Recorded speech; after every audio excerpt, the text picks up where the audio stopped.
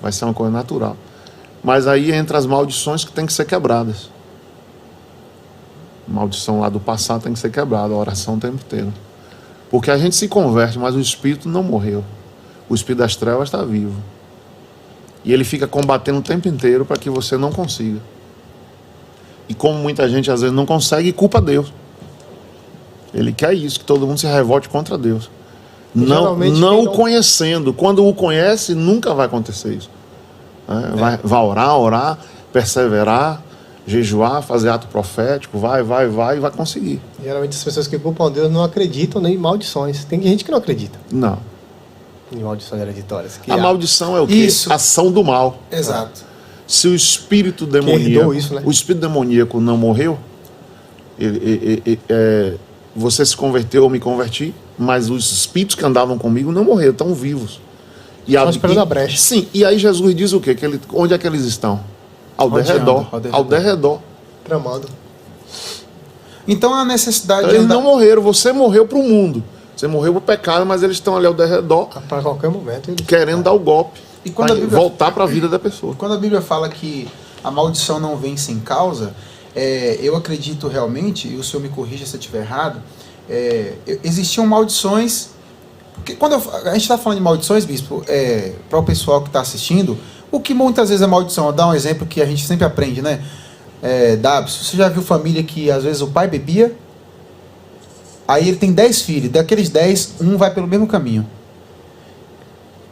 Não consegue, o pai morreu de cachaça, aí ele deixou 5, 6 filhos. Aí vem um, também morre de cachaça, e aquele já tinha tido outro filho, ou uma filha, aí também morre de cachaça. Então é uma maldição. Às vezes numa família, todo mundo morre só de uma doença. É claro que a ciência vai dizer que é um mal genético, mas é uma maldição. Deus não fez a gente para morrer fora do tempo, né? Mas sim com a mudança de divórcio. Morte prematura. Nenhum casamento. Morte de acidentes. Suicídio.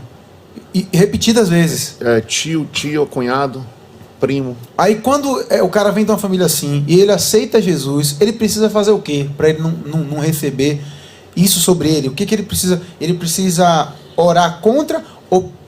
E tipo assim, quando eu falo orar, é assim, ele permanecer em Cristo. Porque a Bíblia fala que em Cristo Jesus ele faz nova todas as coisas, né? 2 Coríntios 5:17. Então ele precisa se posicionar para que não haja causa na vida dele? A oração tem que ter vários níveis. Oração de graças, oração de petições e oração de guerra. A oração de guerra não pode parar. Não pode parar. Constante, né? Constante. Para você não ser tentado e combater o mal que quer vir. Porque ele vem sem ser mandado. O diabo, ele está aí para isso, para destruir. Não é que você pediu, que você invocou. Ele vem sem você esperar. Então é por isso que Jesus falou para andar vigilante? E combatendo o tempo todo. Se revestir da armadura. Revestir. Então, porque a pessoa, quando o Espírito Santo sai da pessoa, ela não percebe. Lembra de Sansão? Saul. Que não tinha mais a unção, né, sobre eles. Não tinha.